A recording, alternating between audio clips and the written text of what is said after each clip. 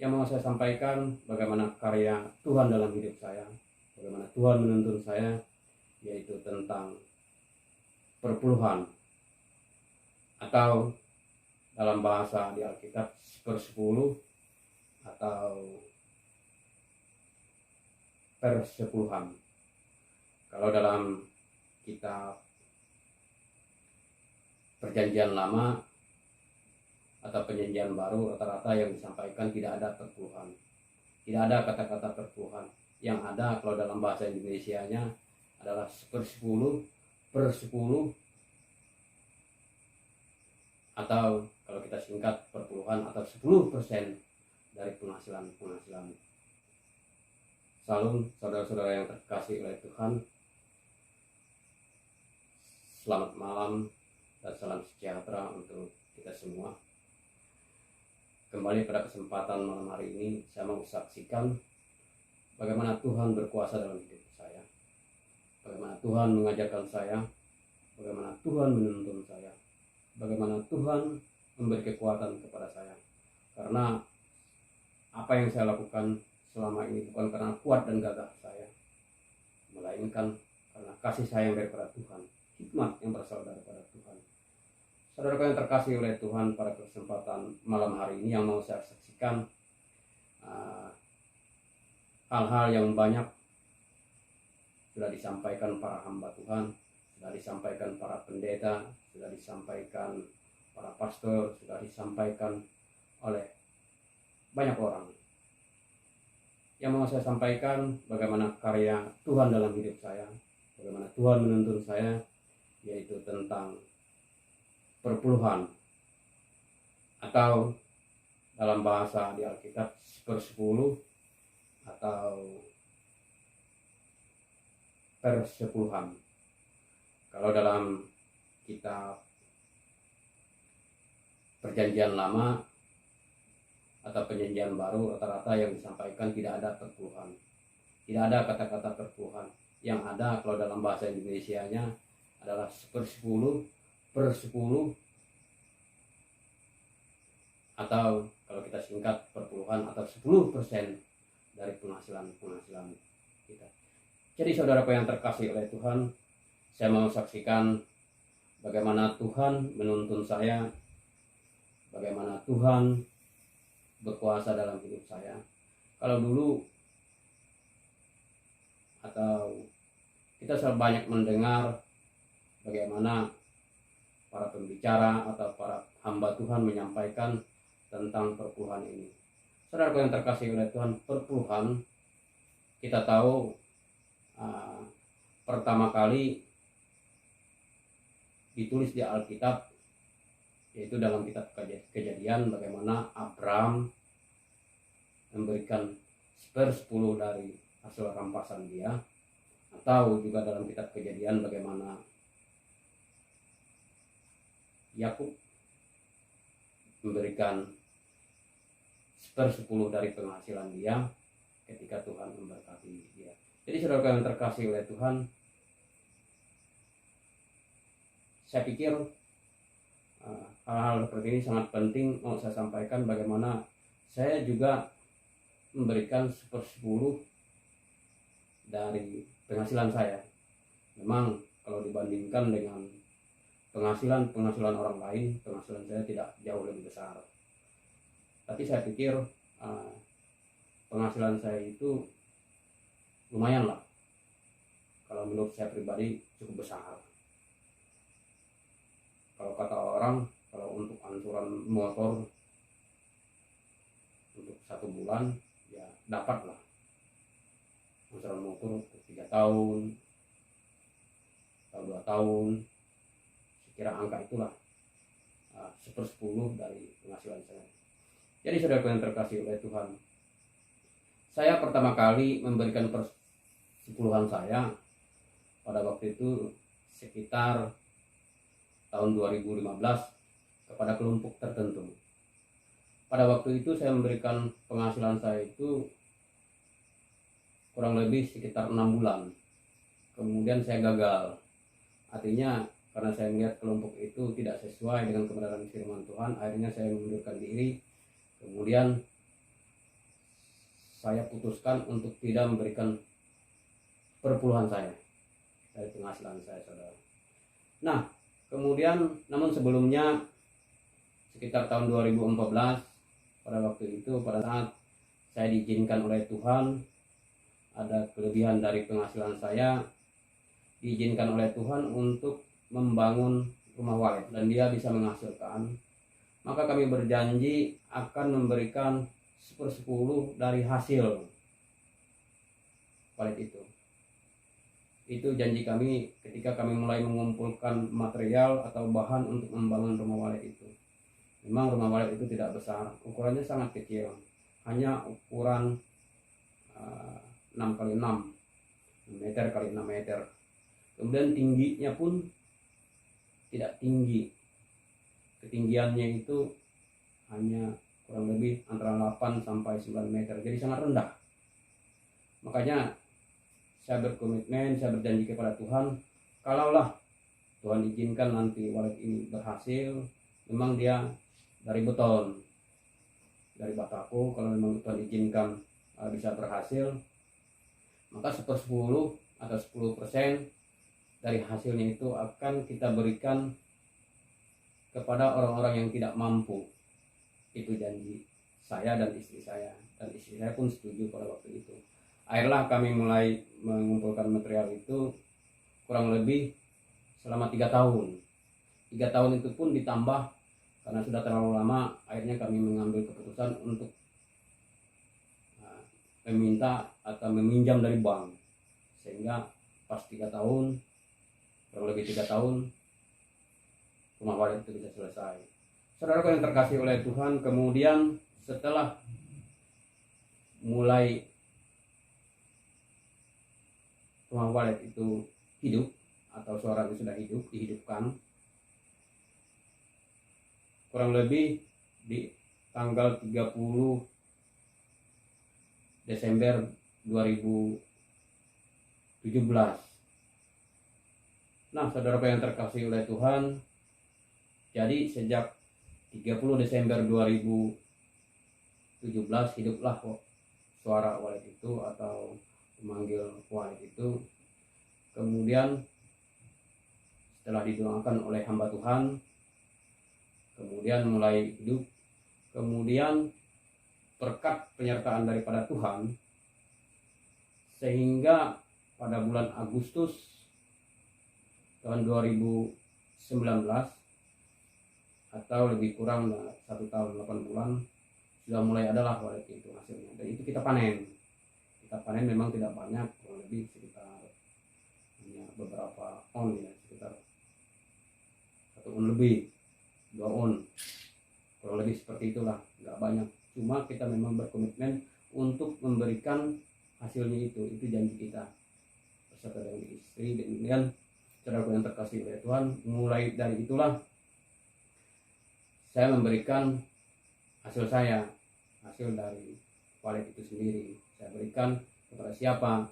10%-nya kita berikan kepada orang-orang yang di sekitar kita, baik keluarga atau saudara-saudara yang kita lihat tidak mampu. Artinya di mana Tuhan buka hati kita, di situ kita kasih. Nah, saudara yang terkasih oleh Tuhan, beranjak dari itulah kita mulai mempersembahkan atau memberikan persepuluhan kita atau perpuluhan lah. Nah, kemudian setelah lewat beberapa waktu, saudara yang terkasih oleh Tuhan, perasaan kita tidak enak. Kenapa hanya hasil walet saja yang kita kasih? Kenapa tidak kita kasih juga dari penghasilan kita yang lain? Kemudian karena ada rasa tidak enak di hati, selama ini kita tidak pernah memberi. Memang kita ada memberi saudara, tapi hanya seberapa kita kasih tidak ditentukan. Nah, saudara yang terkasih oleh Tuhan, beberapa nas di Alkitab yang sudah saya selesaikan baca bolak-balik, dan selalu kita ingat beberapa pasal atau ayat di beberapa kitab. Akhirnya saya dan istri saya memutuskan sejak Januari 2020, ya, sejak Januari 2020 mulailah saya bersama dengan istri saya berjanji memberikan 10 atau 10% dari penghasilan kami. Semua penghasilan. Nah, kepada siapa yang kita berikan? Kita memberikan, kita bagi kepada keluarga istri saya separuh, kemudian kepada keluarga saya separuh, yang kita anggap yang tidak mampu. Dan itu, saudara yang terkasih oleh Tuhan, sejak Januari 2020 itu kita berikan sampai sekarang.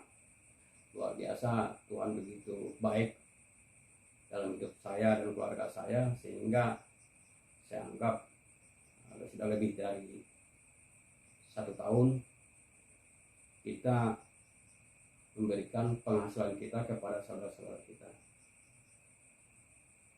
Banyak orang yang kita berikan, walaupun tidak bisa kita berikan semua, tetapi kita sudah patok dari 10% dari penghasilan saya itu atau keluarga saya, kami berikan kepada saudara-saudara yang kita anggap kurang mampu lah. Nah, saudara yang terkasih oleh Tuhan kita Yesus Kristus, saya sangat bersyukur diberikan pekerjaan oleh Tuhan, dipercayakan oleh perusahaan, diberkati oleh Tuhan, sehingga sampai hari ini sudah lebih dari 1 tahun, baik penghasilan kami walaupun tidak banyak, kemudian juga penghasilan saya kami berikan kepada saudara-saudara kami atau kepada orang-orang yang tidak mampu, baik orang-orang jompo atau orang-orang tua yang sudah tidak berpenghasilan. Jadi saya sangat bersyukur kepada Tuhan, diberikan nafas hidup, diberikan pekerjaan, ya. Sampai kapan? Harapan saya sampai kita menyelesaikan hidup kita, atau kita menyelesaikan tanggung jawab kita di dunia ini. Itu harapan saya dan istri saya, dan juga saya ajarkan kepada anak saya supaya juga belajar. Memang saudara yang terkasih oleh Tuhan, di awal itu luar biasa berat. Saya beberapa kali membaca Alkitab, mencari perbandingan ayat dibanding dengan ayat. Artinya tidak sanggup saya. Saudaraku yang terkasih, bayangkan kalau penghasilan kita 5 juta, otomatis yang kita berikan kepada orang miskin itu 500.000. Kalau penghasilan kita 10 juta, kita berikan 1 juta. Kalau penghasilan kita 200.000, kita berikan 20.000. Jadi dalam pikiran saya yang lama atau sebelum saya berkomitmen sampai saat ini, kita pun kurang.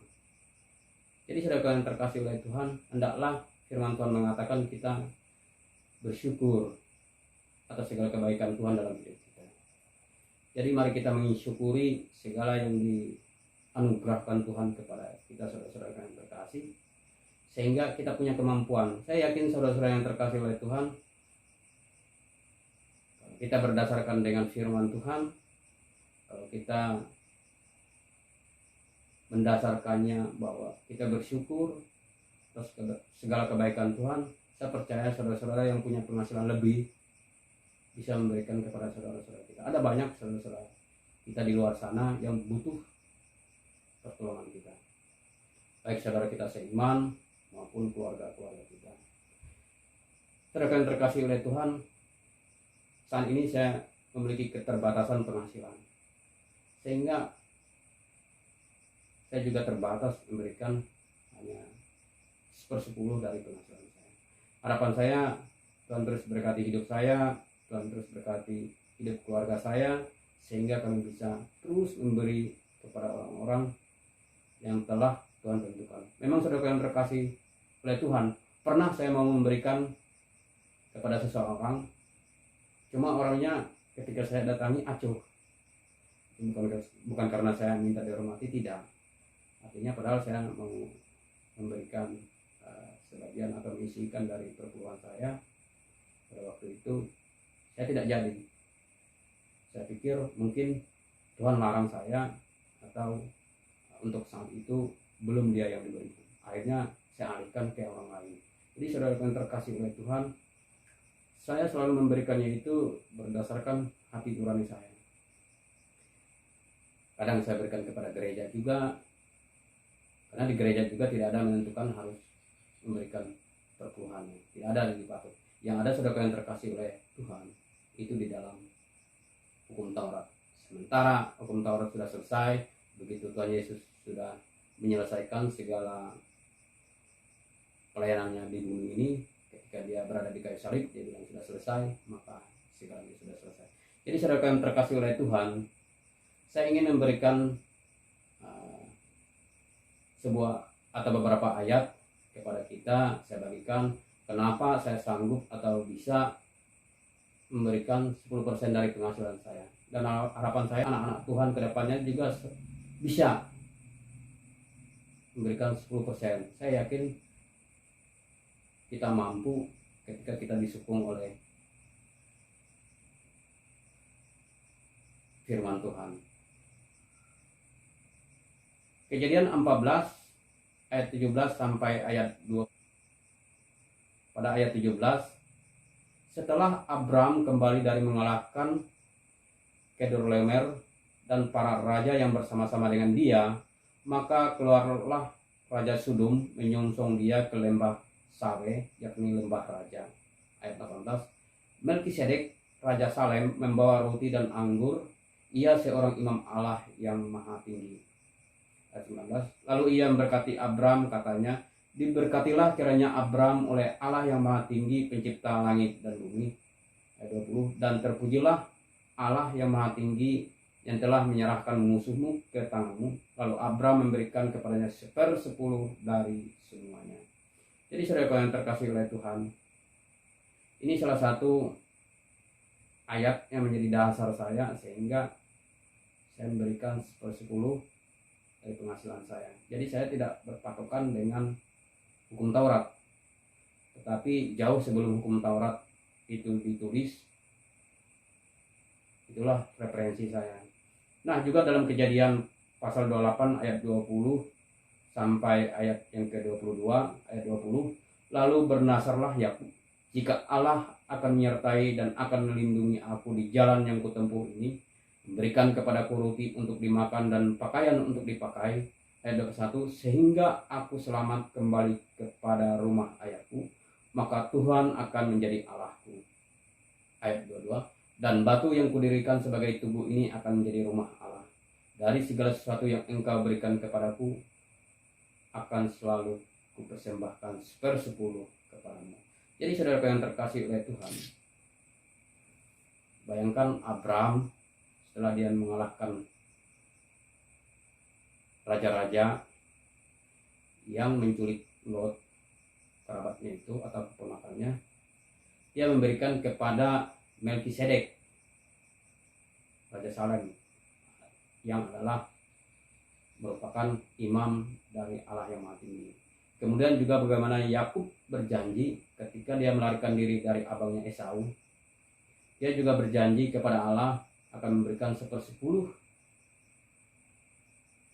daripada penghasilan dia kepada Tuhan, jika dia boleh atau dikembalikan oleh Tuhan dengan selamat ke rumah. Itulah dasar saya untuk memberikan persembahan perpuluhan saya kepada Tuhan atau kepada orang-orang yang tidak mampu. Kenapa semua tidak saya serahkan ke gereja? Seperti saya katakan tadi, di gereja kami di GKE tidak ada ditentukan harus memberi 10% atau perpuluhannya diserahkan ke gereja. Hanya saja saya memberikannya juga sesuai dengan ayat dari Alkitab itu sendiri. Jadi dalam ayat Alkitab saya ambil dari Matius pasal 25 ayat 31 sampai ayat ke-40. Di sana dikatakan ayat 31, apabila Anak Manusia datang dalam kemuliaannya dan semua malaikat bersama-sama dengan dia, maka ia akan bersemayam di atas tahta kemuliaannya. Ayat 32, lalu semua bangsa akan dikumpulkan di hadapannya, dan ia akan memisahkan mereka seorang daripada seorang sama seperti gembala memisahkan domba dari kambing. Ayat 33.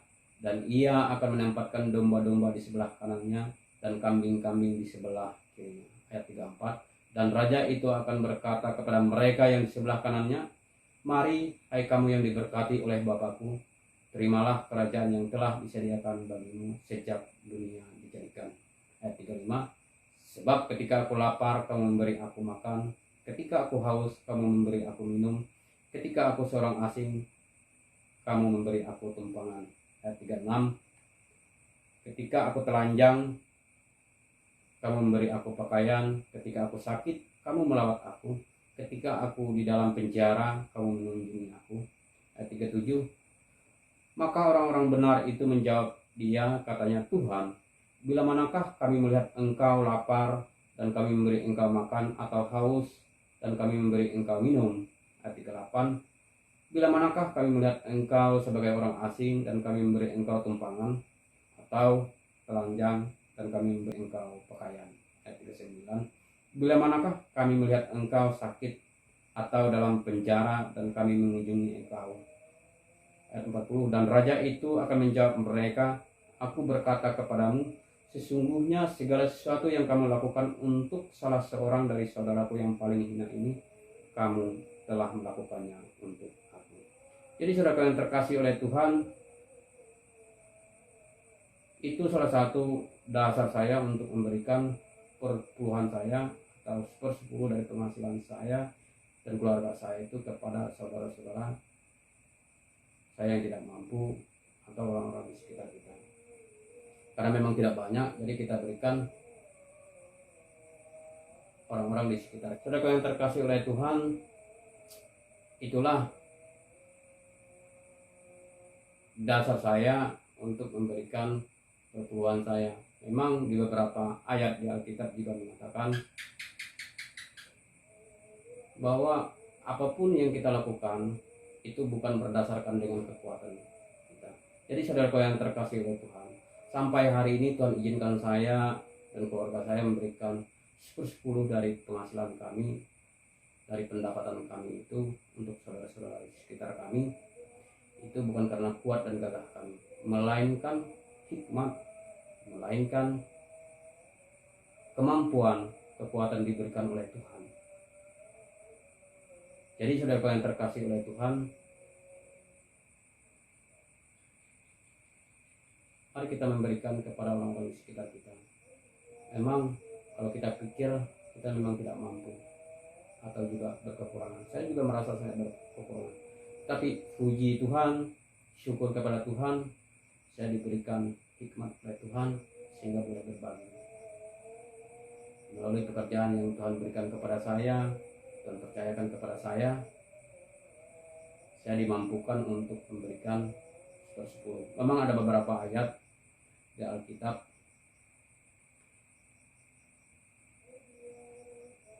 yang memberitahukan kepada kita supaya memberi perpuluhan itu bukan untuk kesombongan kita, melainkan karena kita takut dan gentar kepada Tuhan atau kita memintangi Tuhan. Jadi saudara yang terkasih oleh Tuhan, harapan saya ke depannya kita semua diberikan oleh Tuhan kekuatan, kesehatan, pekerjaan yang baik, diberkati oleh Tuhan sehingga di hari-hari akan datang kita boleh berbagi. Jadi itu yang saya sampaikan pada kesempatan malam hari ini saudara-saudara.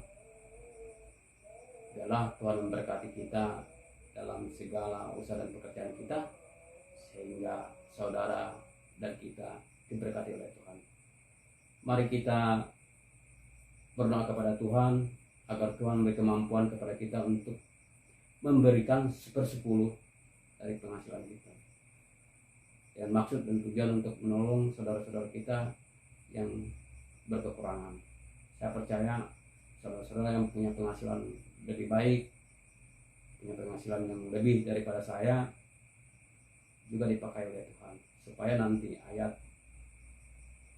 di dalam Matius pasal 25 tadi bisa digenapi dalam hidup kita. Saya percaya saudara dan saya pasti akan mampu. Tuhan berkati kita semua.